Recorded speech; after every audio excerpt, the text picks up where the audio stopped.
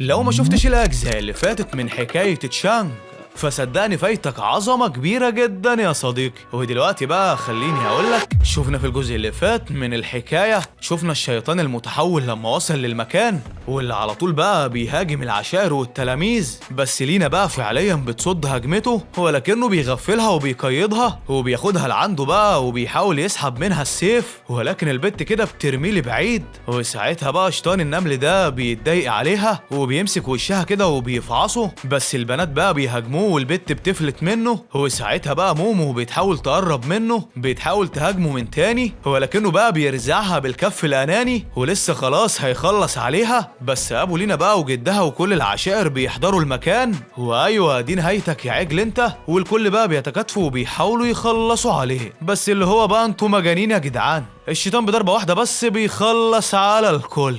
وساعتها بقى رئيس الثعالب بتقول احنا مش هنقدر نعمل له اي حاجة، لازم نعطله بس على قد ما نقدر لحد اما السيد تشانج يحضر في المكان. ويا ترى بقى ايه اللي حصل بعد كده يا صديقي؟ ده بقى اللي هنعرفه دلوقتي، بس الاول بقى اذكر الله وصلي على النبي عليه افضل الصلاة وازكى السلام، واشترك بقى في القناة وارزع لايك للفيديو، ويلا بينا نكمل يا صديقي. بنشوف الشيطان بقى خارب الدنيا وبيمسك مومو وبيهددهم وبيقول لهم ان قائدكم اللي اسمه تشانج لو ما طلعش دلوقتي حالا فانا هاكل البت دي وانا جعان جدا بصراحه. وساعتها بقى الجده بتحاول تمنعه ولكن المعلم بقى بيفتح بقه وبوم خلاص هياكلها، بس الاسطوره بقى وصل على المكان وبيلحق مومو كده بكل سهوله يا جدعان، والبت بقى بتطمن لما بتشوفه وبتنام من كتر التعب يا عيني. والشيطان بقى بيقول له اخيرا جيت يا عمنا، وساعتها بقى بيهاجمه بس اللي هو هوب اثبت مكانك يالا، بيمسكه من وشه كده وبيجيبه على الارض وبينزل عليه بقى بالهجمات وبينهال عليه باللوكاميات يا صديقي. وساعتها بقى المعلم بيحاول يقوم او يعمل اي حاجة بس من غير فايدة خالص. الواد بقى بيرقده على الارض وبيحشيله بقه كده متفجرات وخلاص بقى هيقضي عليه، والكل بقى بيكون مصدوم من مدى قوته وانه ازاي قدر يلعب بواحد من الاسلاف كده الكورة، وبالفعل بقى بيبلعه كم كبير جدا من المتفجرات وبعدها بيقضي عليه يا صديقي. والكل بقى بيكون مصدوم لأن المعلم هزمه في دقايق معدودة، وساعتها بقى بيلاحظ إن هم كلهم مجروحين فبيديلهم حبات كده ليها خصائص علاجية وكلهم بقى بيخفوا في ثواني. وساعتها بقى بيفتح النظام وبيوسع المجال بتاعه لدرجة مرعبة، والنظام بقى بيديله عرض أسطوري أو ده اللي بيقولوا عليه يعني السادوقايا يا جدعان، والنظام بقى بيطلب منه يرقيه للمستوى الرابع وده مقابل 50,000 نقطة. فالمعلم بقى بيوافق والنظام دلوقتي بقى بيوصل ل 4.0 تحديث جديد يا صديقي. وتشانج بيدي كل المهام لأتباعه وبيدخل بقى ينام على الكرسي، وبعد كده بقى بينتقل بينا المشهد لمعركة نسائية واللي هتكسب بقى أعوذ بالله يعني ما علينا. البنتين بقى بيهاجموا بعض، بينزلوا دعك في بعض كده يمين وشمال وباين كده ان هم في نفس مستوى القوة تقريبا، وبعد شوية واحدة منهم بقى بتكسب والتانية بتخسر، والجايزة بتكون ايه بقى يا صديقي؟ واحد من الرجالة دول واللي لسبب ما تشانج كان معاهم. وساعتها بقى واحد منهم بيقول اتمنى حظي ما يطلعش مع الست المعضلة دي، والتاني بيقول له وانا نفسي اموت ولا اتجبر اني اتجوزها. بس تشانج بقى بيقول لهم يا جدعان انا همشي دلوقتي، ولسه بقى بيفكر فبيلاقي مياو جاي عليه وبتقول له الحقني. وساعتها بقى بتكون بتواجه البت دي، والواد اول لما شافها بقى داب في جمالها وقرر يكمل معاهم يا صديقي. هو انت ياض مش كنت هتمشي؟ فالمعلم بيقول لهم لا غيرت رأيي مالكش دعوة انت. وبعد كده بقى المعركة بتستمر والبت فعلا كانت مأدية وعاملة شغل من نار، والبت المعضلة هي كمان برضو كانت شغالة كسح مسح بتدشمل كل اللي يقابلها ومحدش عارف يوقف البت دي خالص. فالرجالة بقى بتوعنا بيعيطوا وده علشان مش عايزين يقعوا معاها، والصراحة بقى هنا بالذات عندهم حق يا صديقي. وبعد كده بقى البت الجميلة دي بتنهي المعركة وخلاص بقى، والحكم بتعلن انتصارها وبتقول لها يلا اختاري، وبالفعل بقى بتختار الواد ده واللي بيكون في قمة السعادة، وتشانج بقى واللي معاه مصدومين من اللي بيشوفوه، بس البت بقى بتقول لهم لا انا قصدي على اللي جنبه ده. وهنا بقى بيكون قصدها على تشانج يا صديقي، واللي ساعتها بقى بياخدوه عافية وبيجوزوه ويجوزوهم يا صديقي. وعلى بالليل كده بنشوف الواد قاعد بقى ومستني العروسة واللي المفروض بقى تدخل عليه. فساعتها بيفتح النظام شوية وبيقلب، ويا ريته مقلب الصراحة. النظام بقى بيديله 3 مهمات واللي لازم ينفذهم في وقت محدد والا هيتجلد وهيتعرض للعقوبة يا صديقي. بس بعد كده بقى بيغضب حامد وبيقول ان النظام بيستغله، وبيرقد بقى على السرير ومستني زوجته ولكنها برضه لسه ما جاتش. والمعلم بقى بيفضل مستني بس لحد اما بيصحى الصبح بيقرر بقى يطلع يدور عليها، ولكنه بيقابل البنات اخواتها واللي بيقولوا له يا واد يا ضعيف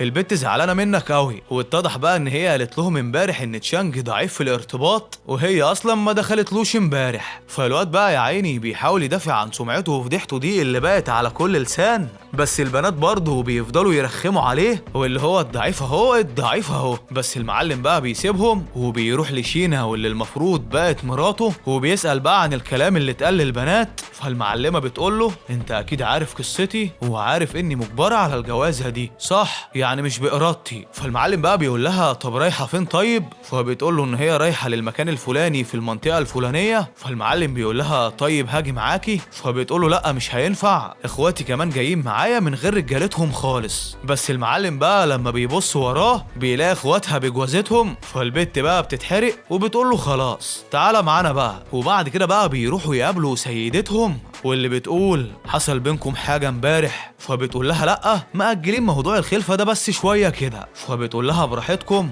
وبعد كده بقى بتشرح لها عن المهمة وازاي هيقدروا يدخلوا المدينة من غير ما حد يعرفهم، وبيتفقوا كده على كام إشارة سرية واللي هيستخدموها بس لو تاهوا من بعض هناك. فبعد كده بقى الكل بيقولوا لها تمام وبتسيبهم في المكان وبتمشي. وبعد كده بقى بيروحوا يركبوا السفينة دي وهناك بتتقابل شينا مع زمايلها بس كلهم بقى بيستهزئوا بيها هو كمان بالراجل اللي معاها. بس معلش غلابة يا جدعان ما يعرفوش انه وحش جامد قوي. بس البت برضه ما بتعبرهمش وبتروح كده بتشنج على الأوضة وبتفضل بقى تتدرب كتير جدا. وفي نفس الوقت كانت مجموعة من اللصوص واقفين في الصحراء وبيهاجموا أي سفينة معدية من قدامهم. وبعد كده بقى المعلمة شينا أثناء ما كانت بتتدرب وتشانج بقى بيعرف مستواها ومدى قوتها قد إيه بالظبط وبيطلب منها تخليه يساعدها، ولكنها بقى بتحمر كده وبتتكسف. بس هنا بقى بيطلع 2 من أختام الطاقة اللي معاه وبيعرض عليها واحد، وده علشان قوتها تزيد وتقدر تعمل اللي هي عايزاه وتقدر تنتقم لموت عيلتها بكل قوة. بس البت في الأول كده بترفض،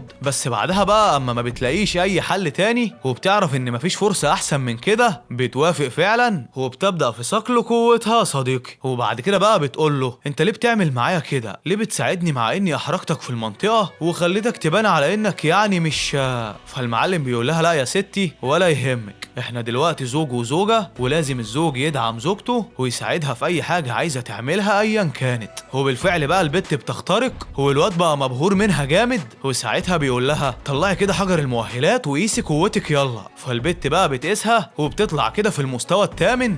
والواد طبعا بيفرح مبسوط جدا من ان هي اخترقت. وساعتها البت بتتأسف له على كل اللي عملته، ولكن وفجأة بقى المكان اللي هم فيه بيتهز بالكامل. وساعتها بقى شينا بتقول له خليك انت هنا وانا هشوف ايه اللي بيحصل واجيلك. لا ثواني يا ابني بس مش المفروض العكس يا فنانة؟ وبعد كده بقى بنعرف ان هم مجموعة من قطاع الطرق واللي طلعوا لهم بقى وحصروا السفينة بالكامل. بس البنات كلهم بقى بيتحدوا وبيهجموا على الشياطين سوا. والمعلم تشانج كان واقف بيراقب كل ده من بعيد ومش عايز يتدخل غير لما الوضع يكون مأساوي خالص يا صديقي. وبعد كده بقى بيقرر يروح يتسلى شوية لحد اما البنات يحتاجوا له، وبيشوف الرجالة دول بيتكلموا بقى عن ملك الشر. فبيخدر واحد فيهم وبيقعد مكانه وبيتكلم معاهم عادي ولا كأنه متقمص شخصيته خالص. وساعتها بقى بيحاول يعرف منهم اي حاجة وايه القلب اللي قدامهم دوت وبتاع مين. ولكن بقى بدأوا يشكوا فيه، بيشكوا انه خاين وجاسوس سري. بس قبل بقى ما يعملوا معاه اي اجراء بيخلص على واحد فيهم.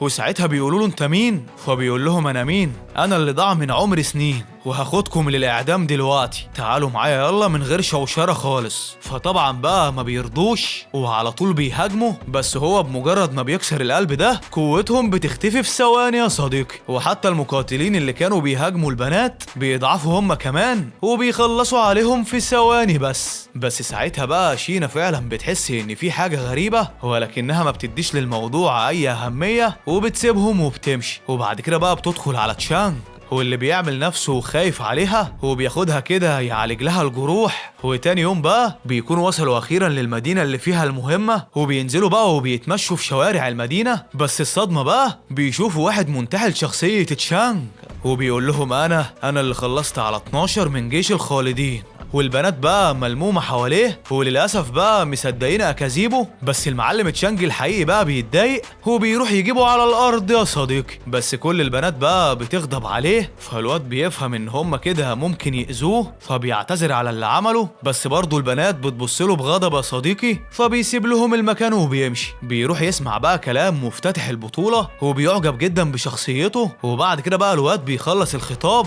وبيروح عليه الراجل العجوز ده، وده علشان يهنيه يعني على شجاعته وشهامته. وبعد كده بقى وفي نفس الوقت ده الشخص اللي منتحل شخصية تشانج بيوصل، والبنات بقى كلها بيتلموا حواليه. بس ما تعرفش يعني ايه السبب يا صديقي، بس الاكيد بقى ان تشانج مش هيسكت على الكلام ده، اكيد هيعمل من الواد ده بطاطس يا صديقي. بس ايه بقى اللي هيحصل بالظبط ده بقى اللي هنعرفه بكره ان شاء الله. بس مش محتاج اوصيك اشترك في القناة وارزع بقى اللايك الجميل للفيديو علشان باذن الله يوصلك اشعار باي فيديو جديد ينزل على القناة. ودلوقتي اذكر الله وصلي على النبي عليه افضل الصلاة وازكى السلام كده وبس كده. سلام يا صديقي.